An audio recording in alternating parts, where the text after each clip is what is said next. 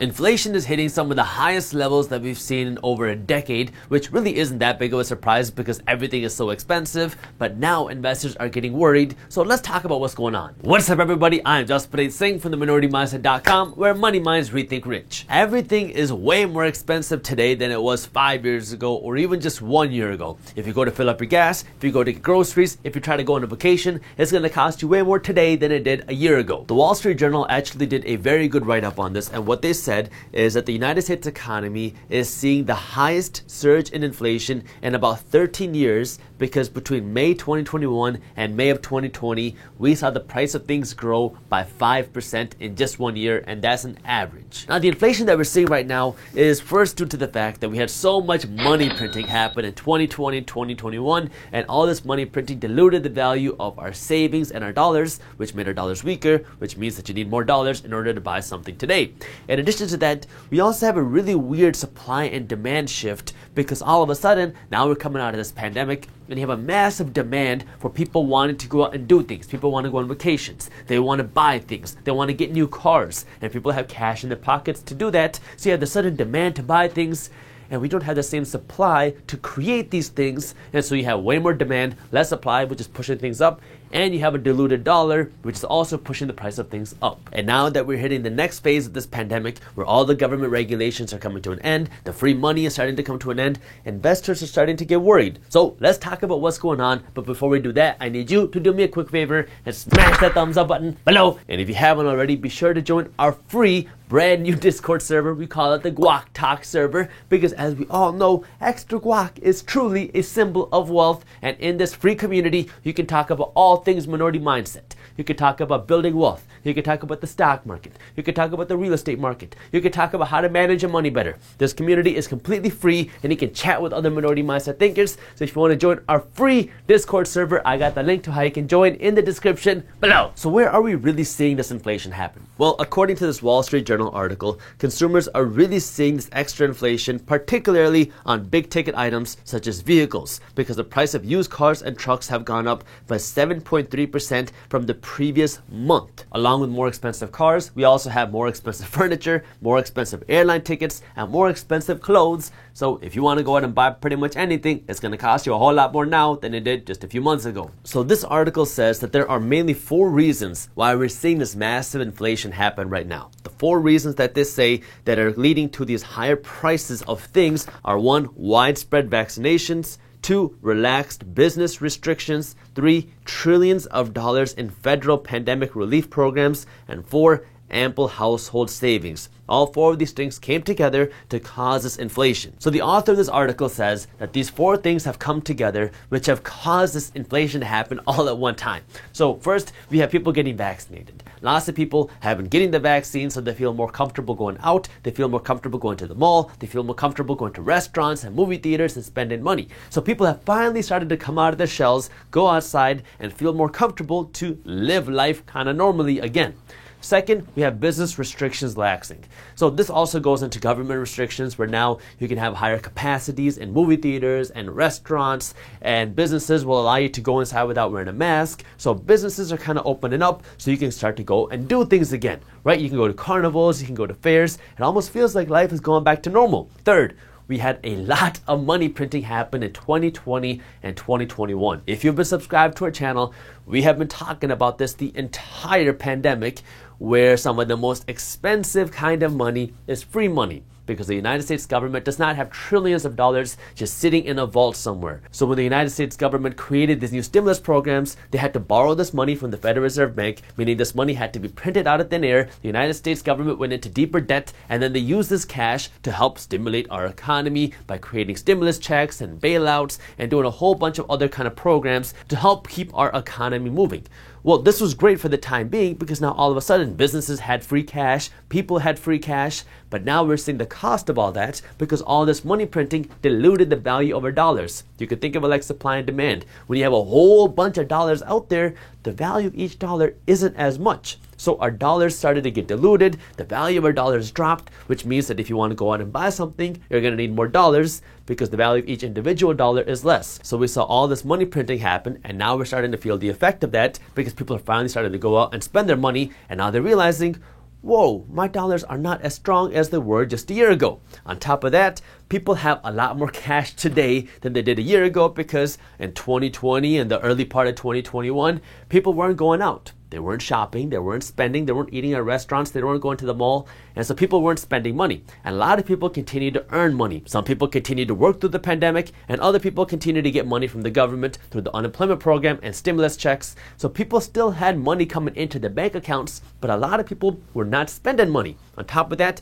you had the mortgage forbearance program, you had the student loan forbearance program, so people didn't have the same expenses that they normally did, and they weren't going out and spending money. So for the first time in I don't know how long, or maybe ever in history, people had cash in the bank account. And now people are realizing, okay, the world is opening back up, let me go out and spend money, and they have cash to blow. So people are going out and they're blowing their cash because, well, they have cash in their bank account for the first time. Now, I've said this before, I'm going to say it again. Just because you have cash in your bank account does not mean that you have to go out and blow it. It is not your American patriotic duty to be broke to help stimulate the economy. Now, while the inflation that we've seen in 2021 has been really kind of extreme, a lot of people do not think that it's going to be sustainable like this. Like we've seen the Federal Reserve Bank come out time and time again, and they said that this inflation is transitory. And now you have Gus Faucher, who was the chief economist at PNC, and he also says that this inflation is not permanent. What he says is, quote, I expect that inflation will settle down later this year, talking about 2021.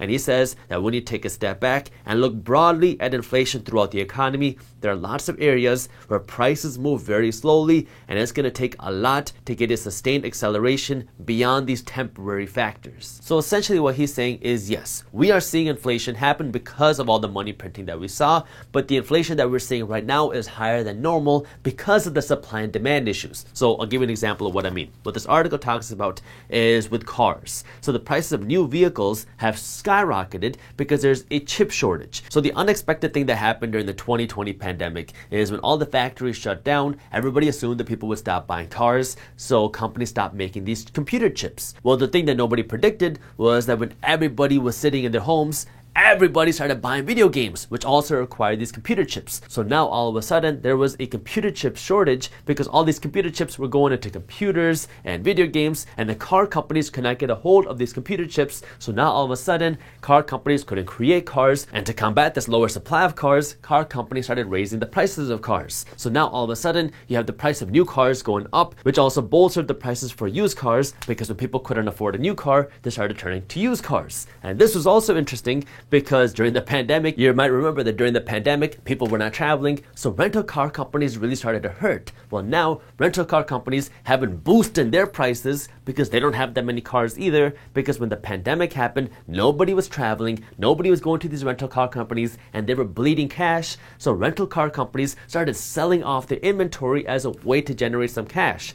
Well, now rental car companies have very small fleets, and that's why they're having to now raise the prices of their cars because they don't have any cars to lease out anymore. And now as the economy is opening back up, people are getting vaccinated, they're feeling safe to travel, everybody wants to travel, which is also causing the price of airlines and hotel rooms to skyrocket because, well, for one, you have very expensive gas, and for two, you have the sudden demand of people that want to travel. So at this point, you might be wondering, what does all this inflation mean? Not at an economic level, not at a corporate level, but at the individual level. What does this mean for you? Well, like it says here, this higher inflation means that companies are going to start passing on to consumers, people like you and me, higher costs that they're facing for raw materials and wages. Well, it means you're going to have to pay more money to buy things. I mean, if you just look at the supply chain of everything, we can look at just wheat, for example. A lot of things are way more expensive now because it starts at the farmer level. Farms and farmers are having a tougher time finding labor, and so they're having to pay more money to get labor to help get these crops. And so if a farmer wants to get their wheat, they're going to have to pay more money to harvest this wheat. So you have a higher cost of kind of producing this wheat, and now that you have this wheat, the farmer's going to want to get this wheat transported to a supplier, and so there's a higher cost of gas, so this transportation is going to cost you more. Once it gets to a supplier, the supplier is either going to turn this wheat into something else, or they're going to take this wheat and they're going to sell it directly to a store. So now the supplier is going to have to pay more money for their labor costs to turn this wheat into something else, maybe bread, maybe a cake, whatever it might be. You have a higher cost of doing that, and now to get this new product product to a store, you're going to have to transport it from the supplier to a store where, again, now you have these higher gas costs, these higher freight costs, and this is going to cost you more. Now when it gets to the store is going to have to pay way more money to get this product, which means when you go to the store and you want to buy a loaf of bread, I'm going to draw you a nice mustache here, and for our female followers, a nice braid, or as we like to call it in my native language, Punjabi, a gut. When you go to the store and you want to buy some bread, it's going to cost you way more now at the store, not just because the store is trying to gouge you, it's because the store has higher costs, because everything here is costing way more money. You have executives at General Mills saying that the inflation pressures that they're seeing is significant and is higher than they've ever seen in the last decade, and now you have many companies, including General Mills, Campbell Soup, Unilever, JM Smuckers, and other big food companies are facing all these higher costs, which means they're having to raise the prices for you. Now the question here is, are these higher prices a good thing or a bad thing? Well, it depends who you ask, because if you ask big banks like Barclays, the US economist for Barclays says that this is actually a good thing. Michael Gapin, the US economist for Barclays, says, quote, "No one ever wants to think higher prices are good, but in this case, I think it's reflective of healing." Hey, somebody has to heal his bank account. This is where it really just depends what side of the equation that you're on, because this higher inflation is hurting some people and it's benefiting other people. If you're the one that's going to the store every single day and you're the one that's paying these higher prices, well, that's hurting you. But if you're the one that's benefiting from these higher prices, well, you're the one that's winning. This is what financial education is all about. And this is where investors are starting to get worried because they're not sure what's coming next. Before I get into that, though, I do want to let you know that if you are interested in learning more about money management, investing, and financial education, we do have a free guide on money management and investing that if you haven't read yet, you can read for free when you sign up for our daily newsletter. This guide will walk you through how to invest your money, how to manage your money for wealth, and all the other things that you need to understand about financial education. So if you want to read this guide, I got the link to how you can download it for free in the description below. In general, inflation is known as a hidden tax. And the people that inflation hurts the most is the people that are not financially educated, because when you're not financially educated, you're making a fixed income, and now when you go to spend money, everything is way more expensive now than before, so your expenses keep going up while your income stays the same. So if you're not financially educated, inflation is very bad because your income stays here and your expenses go from here to here. So now all of a sudden you have way more expenses, no more income, which is not a good thing. But if you are an investor, you have the different kind of minority mindset where you understand how money works, inflation can work in your favor because now you understand what inflation really is. Inflation is when the price of things go up. When the price of things go up, who benefits? Well, it's the people that are selling things, because now you get to sell things for a higher price. Your revenues go up. Even though you might not technically be making more money, what is happening? Well, your company is generating higher revenues and higher profits, so you want to be the owner and the producer, the person that's selling the stuff, that way you can benefit from this higher inflation. That's why when you see inflation happen, you see asset prices go up. You see stock prices go up because now people are putting their money into companies because they want to be the producer, they want to be the owner of companies. You see real estate prices go up because people want to own property, they want to own assets, they want to own less liabilities, and they want to get their money out of cash because your cash is being diluted when inflation happens. So when you see periods of high inflation, people are trying to move their money into assets like stocks and real estate because they want to own something that is producing them more value. Now, the reason why investors are worried is because no one can really predict what's coming next, because we're seeing all this high inflation right now, but we don't know if this inflation is going to stay or if this inflation is going to come down. Now, the first thing that I do want to mention is on the topic of hyperinflation, because this is something that people are always talking about, and this is something that people are always worried about. Hyperinflation is essentially when the value of your dollars go to zero, and if that happens, well, now it is not good for investors in many different ways, because now your entire economy is collapsing, and we're not going to talk about that because we are not entering a period of hyperinflation. If hyperinflation is something that you are worried about, I'll link a video where I already talked about what that means in the description below. The reason why investors are worried, because they're scared that people are going to spend less money next year, and we could see our economy actually start to slow down again in 2022. What economists are saying is that consumers are willing to shell out more money right now than they might normally be doing, thanks to a year of being cooped up at home and having extra savings that many households have amassed. So right now, people are okay spending extra money. People are okay blowing their money because they have extra cash. And even though things are expensive, people are still okay spending that money. I'm not saying that's the right thing that you should do. I'm just saying that's what's going on right now. But that might be changing. The chief U.S. financial economist at Oxford is saying that, quote, that type of price increase will not be with us next year in 2022 because consumers will balk at these higher prices. So we might even see the prices of things revert back to lower levels in 2022. She ends her statement by saying that there's only so many times that people are going to be willing to say, okay, I'll pay a little bit more right now. I got some government assistance, I built up some savings, and I haven't been out in a while, so I'll spend this money today.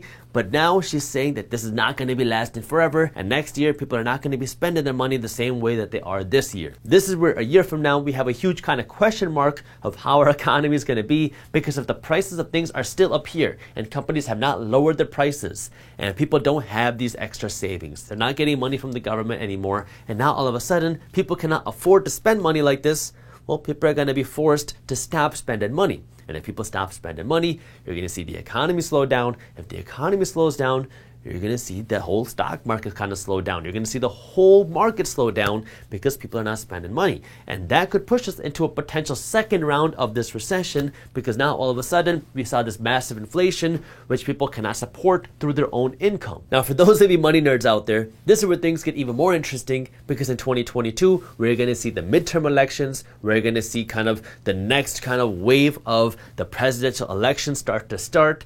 And so you might think that if our economy starts to slow down again, we could see more government assistance start in 2022 to help kind of rebound a slowing economy, which may hurt our economy even more in the long term, depending on what happens. So these are things where you really want to pay attention to what's going on in the economy, because it's very hard to predict what is going to happen with anything, because nobody can predict what's going to happen. Everything keeps changing. So this is where you want to pay attention, make sure you stay tuned, and really just understand what's going on. That way you can make the best decisions for your money. If you enjoyed this video, here's a video on things you need to understand about building financial freedom. And while you're at it, download our free money management PDF. And as always, keep hustling.